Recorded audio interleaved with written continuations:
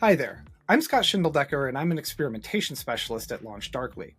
Today, I'm here to show you how to take a metric event that's been sent in to LaunchDarkly and turn it into a metric for your experiments.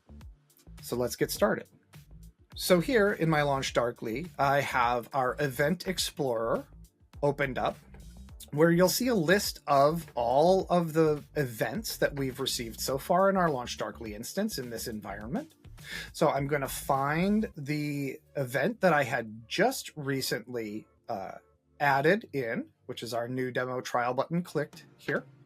And I'm going to go over to the metrics column and click create a new metric.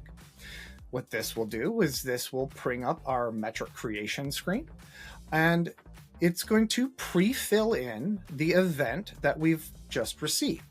You'll be able to see signal on the screen that we've actually received this live in production. So we know that this is the right event and that we're receiving signal from our software.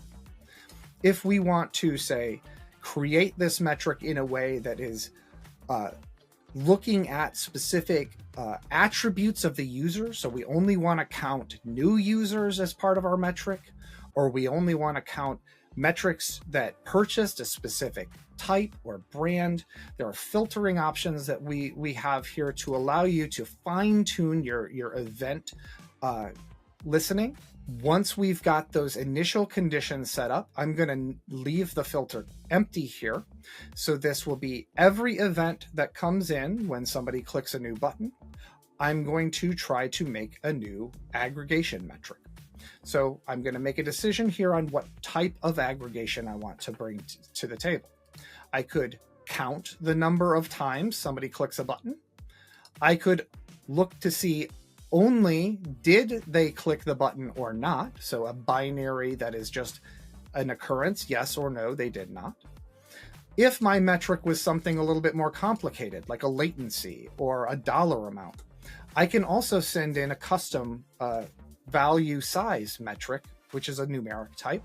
It can take any type of numeric, and then I can decide from there, how should we aggregate this together for our experiment? Do you want to sum them all up or take the average? We want to make sure that we're setting our randomization unit. So I'm doing this for our users here.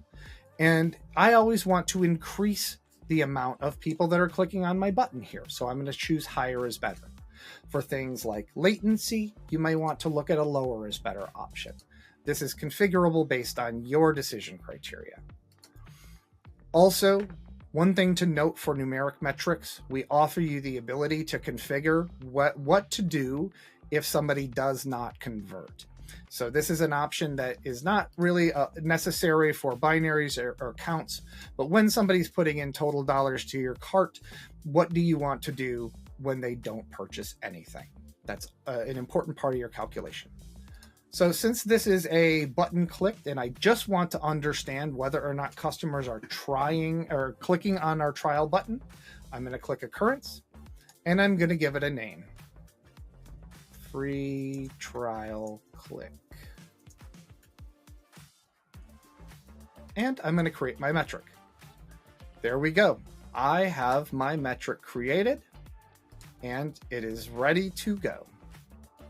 All right. And just like that, we now have a metric set up in LaunchDarkly that we'll be able to take and create our experiments.